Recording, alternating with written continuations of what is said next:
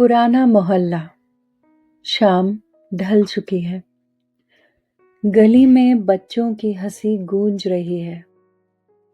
हर घर से दिए जलने लगे हैं। पर एक घर है जहां बस सन्नाटा है। रमेश बाबू वही लकड़ी की कुर्सी पर बैठे हैं। हाथ में वही पुराना कप जिसमें चाय ठंडी हो चुकी है।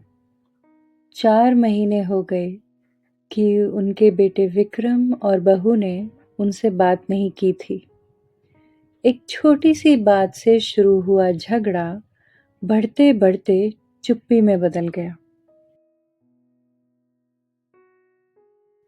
रमेश बाबू ने अपने हाथों से कुछ दिए जलाए, फिर एक दिया उस खाली कप के पास रख दिया। उन्होंने धीरे से खुद से कहा, दिवाली है, शायद रोशनी आज भी रास्ता दिखा दे। उन्होंने एक और कप में चाय डाली, बस आदत से मजबूर होकर। हर साल की तरह 2 कप, एक अपने लिए, एक उस बेटे के लिए जो शायद इस बार नहीं आएगा।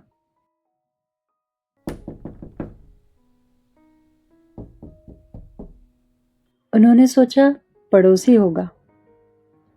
दरवाजा खोला तो सामने विक्रम और नेहा खड़े थे, हाथ में मिठाई का डिब्बा और आंखों में हिचकिचाहट। रमेश बाबू कुछ पल उन्हें देखते रहे, फिर धीमी मुस्कान के साथ बोले, आ ही गए, चलो देर सही पर दिवाली साथ मनेगी। नेहा ने कहा, पापा नाराज तो नहीं? रमेश बाबू हंस पड़े, दिवाली के दिन कोई नाराजगी रखता है क्या?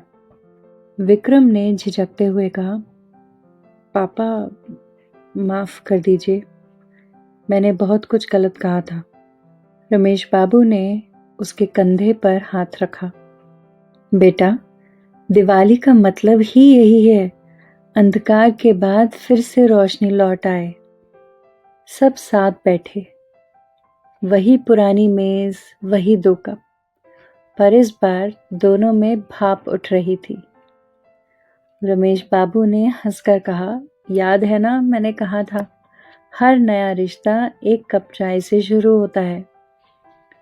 विक्रम मुस्कुराया, और इस बार ये रिश्ता दिए की रोशनी से बना है पापा।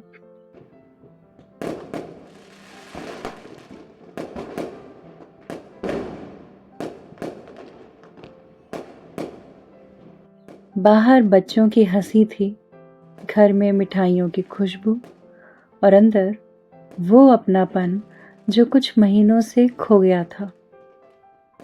रमेश बाबू ने अपने मन में कहा, शायद यही असली दिवाली है, जब रोशनी घर में नहीं दिलों में जलती है। कभी कभी 1 कप चाय और एक शब्द माफी का वो सब लौटा देती हैं जो सालों में खो गया हो। दिवाली पर घर फिर से रोशन हुआ, पर सबसे खूबसूरत दिया उनके दिलों में जल रहा था।